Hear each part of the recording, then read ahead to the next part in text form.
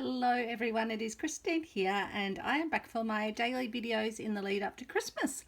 And I've got our vintage button advent calendar with Nana's buttons in it to have a look at. Then I've got another piece of stitchery to show you from a previous Christmas. And I'll also show you the little coin purse that I came up with for the key ring to go inside my Christmas bonbons as well. So we are up to number 22 on the advent calendar.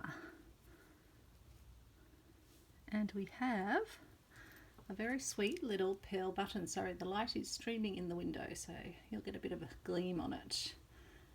And it's got beautiful contouring, actually contouring on underneath, which then shines through the button. So it's actually smooth on the top, but then it's got a bobbly middle on it. But then it's got a wave-like pattern underneath, which is what makes these petal-like shapes. So that is lovely. So only 3 more buttons to go, my goodness. So I'll put that aside. And thank you for the lovely comments on my gingerbread piece that I shared yesterday. And today we're going to be having a look at this piece, which I made to celebrate my family traditions. And I can't actually remember what the prompt for this one was. It was part of Roxy's Journal of Stitchery. Maybe it was family traditions. Can't remember. Or maybe it was something vintage. Because I used, some vintage style fabric from Cathe Holden. So yeah, maybe it was vintage, and that's where I went with the family traditions. I can't exactly remember. But I created a block using some of this lovely old soft cotton, or possibly cotton linen fabric, but it's beautifully soft from being washed lots of times. And I folded that over. I think I actually folded that over into three layers.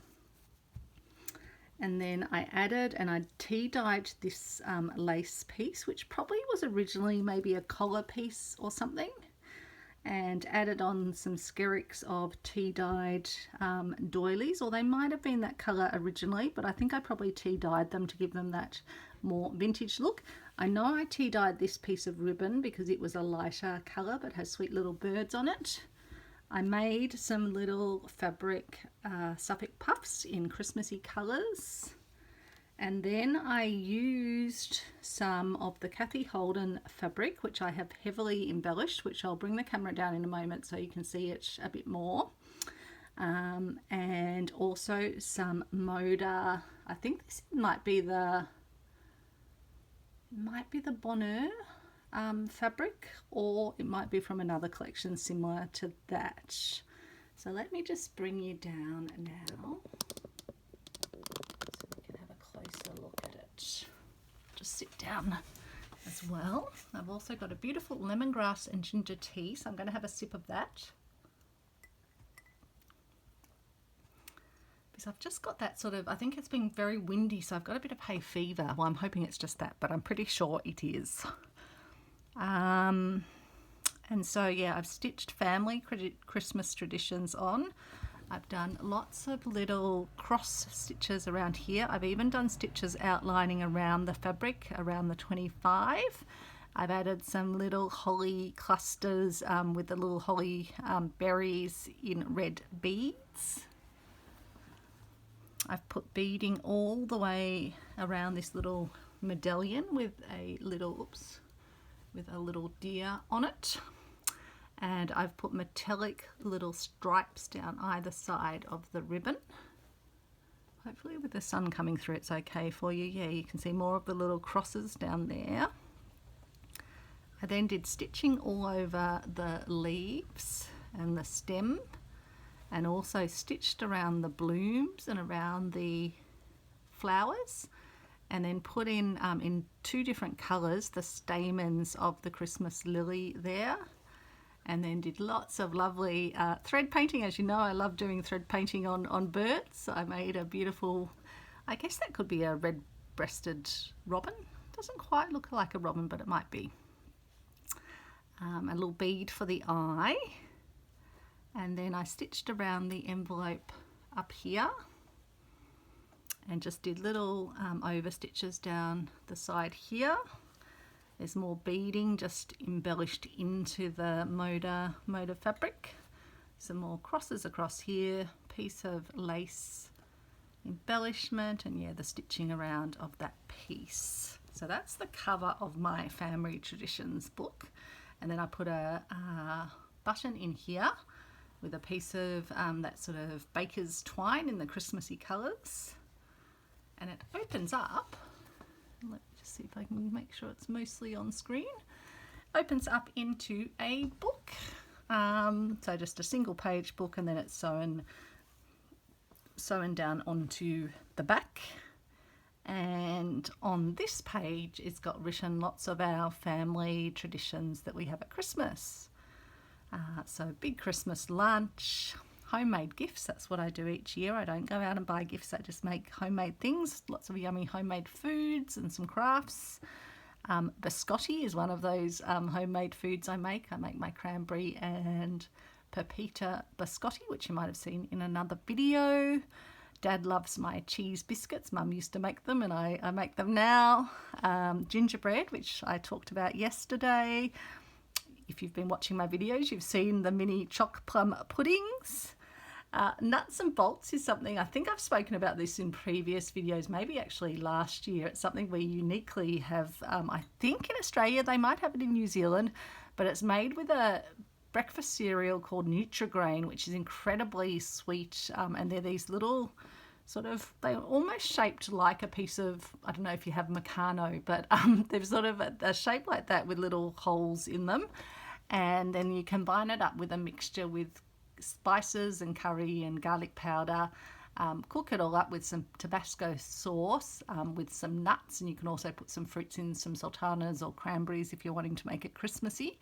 And it makes a lovely sweet and salty and savoury yummy treat. So that's one of Dad's particular favourite things.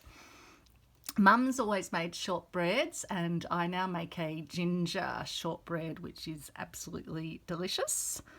And then Dad traditionally used to do a flaming pot of brandy to pour over the Christmas pudding. So Mum makes this incredible ice cream Christmas pudding, and Dad usually sets it alight. So that always makes for fun times. And then on this side, again, I just used the Cathe Holden fabric and just stitched around. So I did overcast stitches over both of the edges, and used some gold thread around the different add sort of elements. I stitched around in gold around the letter A. There's more gold there. Did some sweet little cross stitches around that one, some more gold along that edge, some feather stitch, some, I've forgotten what that stitch is called, even though I did the dictionary of stitches this year. Anyway, that stitch down there. And then yeah, stitching around the little toadstools and putting the little markings on the toadstool. And did I do any stitching there? No, I think I left that. Oh no, there is stitching. I did stitches, just a very subtle, I think it's just like a brown thread or something around there. Oh no, it's actually red. It's tiny little red stitches that you can barely see around this one. I don't think I did any stitching there. No, I didn't. So yeah, that is the piece, and I just think it's such a lovely way to remember all the different things that make Christmas, particularly Christmas for our family. And I just love this little idea of a little book embedded. So something for you journal makers out there that might be also into slow stitch. You can definitely combine the two things together. For some really interesting effects. That's why I love adding pockets in and things like that. It's kind of, becomes multimedia in some ways, taking the ideas from one particular art or craft and applying it to another one. So I hope you enjoyed that. I'll show you now actually I can leave that down there. Show you now the little coin pockets that I've made to go inside the bonbons for the men attending our Christmas, because I've got the little sewing books. I mean, they could be for either gender, but I'll probably distribute them around the table, so the ladies get these ones and the blokes get a little coin pocket. And the idea with this one is it's all just made from a little square, and I can probably show you if you want. I can make, because I've still got to get another one stitched together, so we can stitch one together if you like, and I'll show you how it comes together. But it's basically a little closure here with one of my mother of pearl buttons, around which some thread winds, and then it opens up and you can get the coin out, and it can actually hold a few coins happily. And it's kind of nice because when you pop the sides, it lets you sort of easily see inside, and it's actually kind of cool. It sort of makes different shapes. That's almost like a little dimensional shape. So that is the little coin pocket. But let me grab one of my squares, and let me grab some thread, and I'll show you how it comes together. So I hope you're all having a lovely day or a lovely evening. So ultimately we're going to want it to be like this, and so all we're going to start by doing is sewing one of these two sides together. So I'll start down this end, and I usually put a stitch. I've got a knot in my thread. I'm using a vintage crochet thread, and using this fabric that I got from the Reverse Art Truck that feels like leather on the outside but has a lovely soft lining to it, and it's actually quite nice to stitch through, which is good because leather is quite hard to stitch through. But I'm using my nice big needle. So we'll just do some overcast stitches relatively close together, but doesn't have to be particularly perfecting it.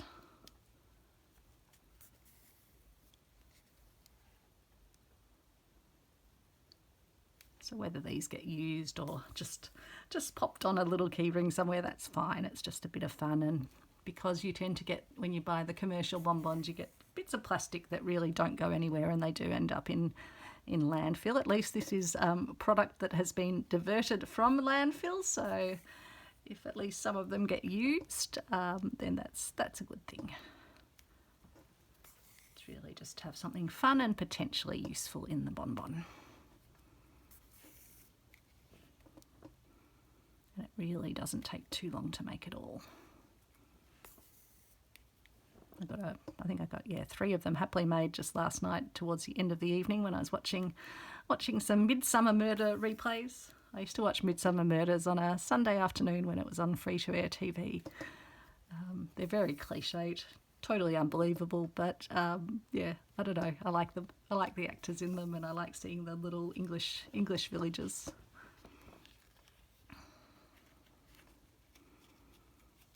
So now at this point I then fold another corner in to meet up with it, and then I'll just continue the stitching process along here. And you could use a blanket stitch. I'm just using an overcast stitch. I'm just going to get myself another sip of tea.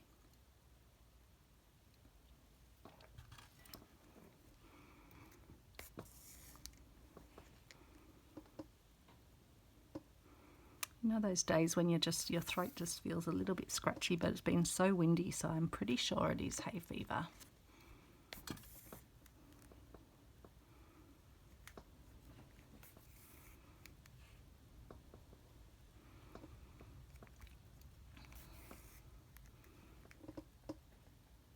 I'll be very happy when it's the weekend. It's been another one of those weeks at work. I'm lucky to work with amazing people, but there's the odd things that happen where you just sort of have to shake your head and think, how did someone sort of not plan ahead, and then someone else's crisis suddenly becomes, your crisis, your area's crisis, and it's like, really? Anyway, I suppose that's the nature. It's the nature of people. I do sometimes laugh. There's a quote I love, which is, "Not my circus, not my monkeys." Although then I tell Travis, "You're my only monkey. You are my, it is my circus and you're my monkey."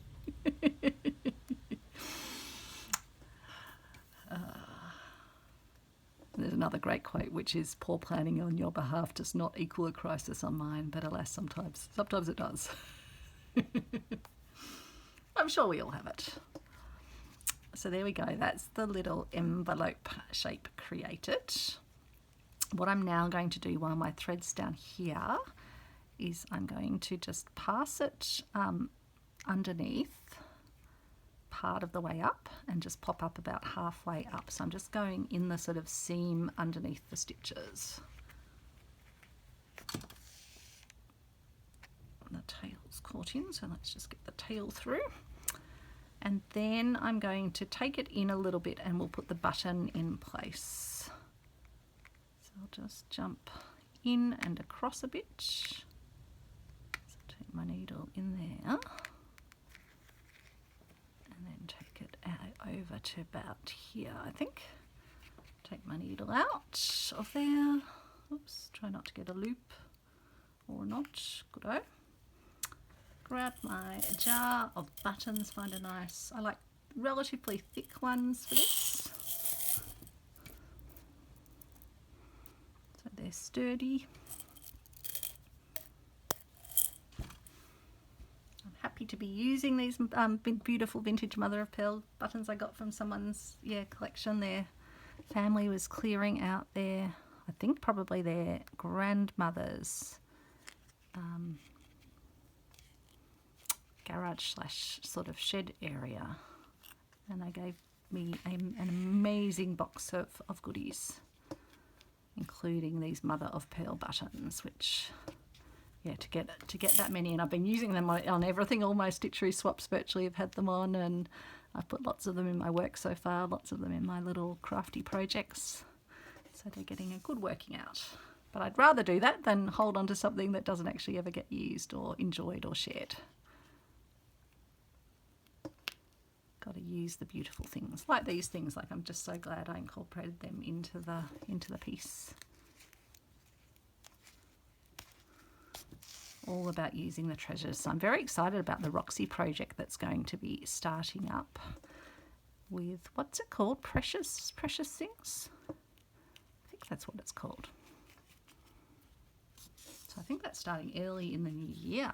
So I've actually got to finish my other well, I don't think I'll be finishing it actually. I'm going to plan to continue stitching into it, but I need to at least add the pieces I've got, including an absolutely gorgeous piece that I got from my dear friend Robin that I'm so eager. So if I get these done, I reckon that can probably be the next thing I stitch.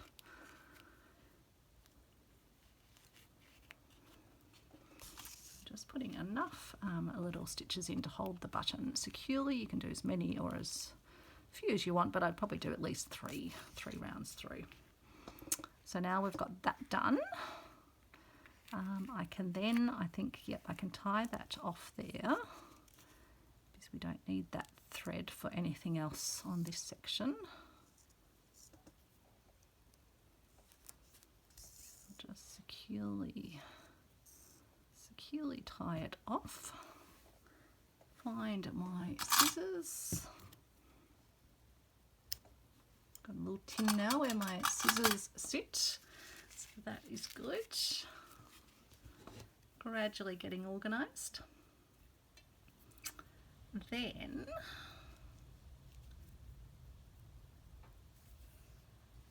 I like to, I'll put my, actually I'll do it on this side, put a few stitches into the corners just to hold these corners flat.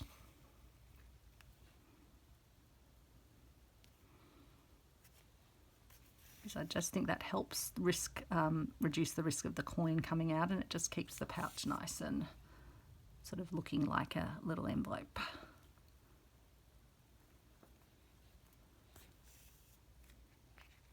Just helps to secure it, so I'll just put another stitch in and then tie it off.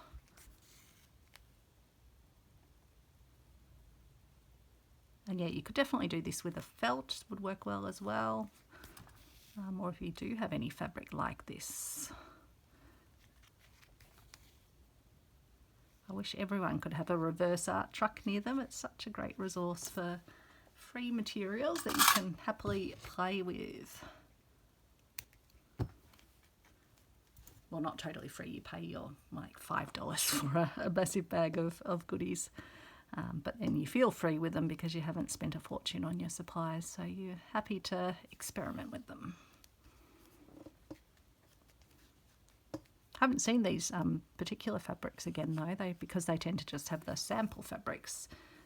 You have to snap up something when you see it if you want it. I imagine they'll probably be closing down for Christmas as well, so they usually take a break over that time.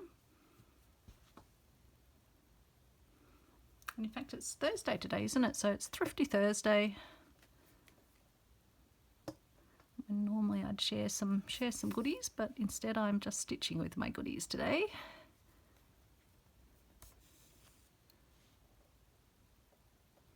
Hopefully you can still see okay. The sun's starting to descend a little bit in the sky.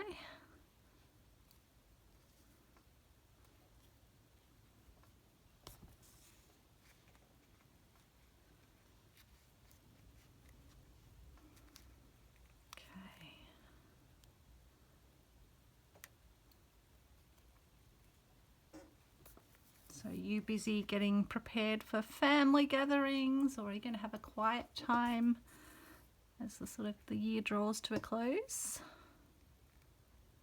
Are you working on some crafts yourself, doing some cooking, enjoying Christmas movies? Let me know in the comments what you're up to.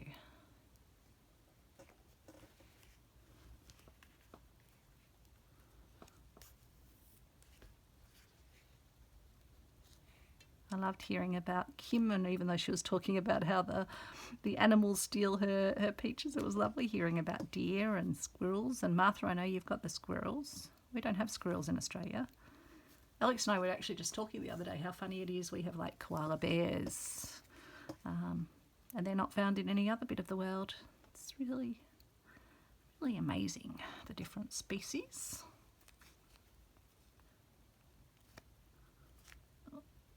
Nope, that doesn't want to go through. I think I'm trying to go through the knot there, so I'll just take it through a slightly different point and tie it off on this side. Oops, not through the front. There we go. Okay, let's just put an extra knot in and that should be fine. Okay, trim that off. And in fact on that side I shouldn't have trimmed it off because I should have been then stitching on the little that's what I should have been doing on that side, so just bear with me a moment while I stitch on the little keyring, which, let me see, hopefully I've got a spare keyring here to stitch on. If not, I won't be stitching the keyring on, and you'll just have to, actually I won't, because I need to go find where the other keyring is to stitch on. But all I did was do some little stitches over it, again just stitching into this little section here, and did about 5 stitches over it. And I made sure that when it was on here, this little bit of the band was hanging behind it, and then all I need to then do is put, and I will do that because I don't need the keyring for that. But equally, if you didn't have a keyring, you could make this as a little, sweet little pocket to use for something else. Could even put it on a little brooch or something.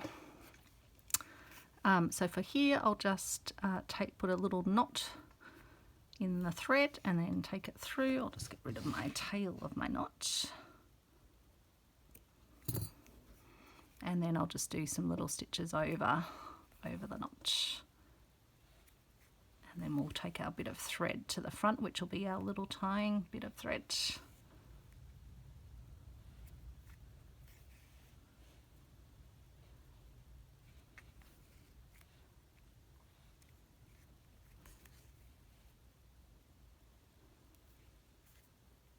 Okay, it's probably enough to anchor it in place, and then I will leave it threaded while I take it down and just see how much thread I want to leave on. So I usually leave enough thread for it to do a good number of ties, just to make sure it stays secure. And then I can chop that off. You can put a little knot in the end of the thread if you're worried about the thread sort of unraveling, but this crochet thread tends to stay pretty well. So there you go, another of the little pockets. And this one's yet to be stitched onto a keyring as well, but that's what it looks like if you don't sort of take down the two corners. But my worry was that the coin might try and escape from that, whereas which one has the coin in? This one. There's no way that the coin can escape out, because if it goes down here it can't actually get out the side. So this just made it a bit more secure, but that's a very cute little shape as well, and I'm sure you could probably work out some other ways to do interesting things with just this square shape. Almost looks like a little cat or a little owl or something. Maybe you could make little owl faces. That'd be one for you, Tori, from Cool Cookie Creatures. So yeah, there you go, another little idea. I've got all my little trinkets to go in the Christmas bonbons, so that's great to have those done. And yeah, I'll see you back tomorrow. I've still got some more stitcheries to show you. I might even show you a couple tomorrow, because we've only got three more days to show, and I think I've got more than 3 days worth of stitcheries. So take care everyone, thanks so much for watching, and I'll speak to you soon. Bye.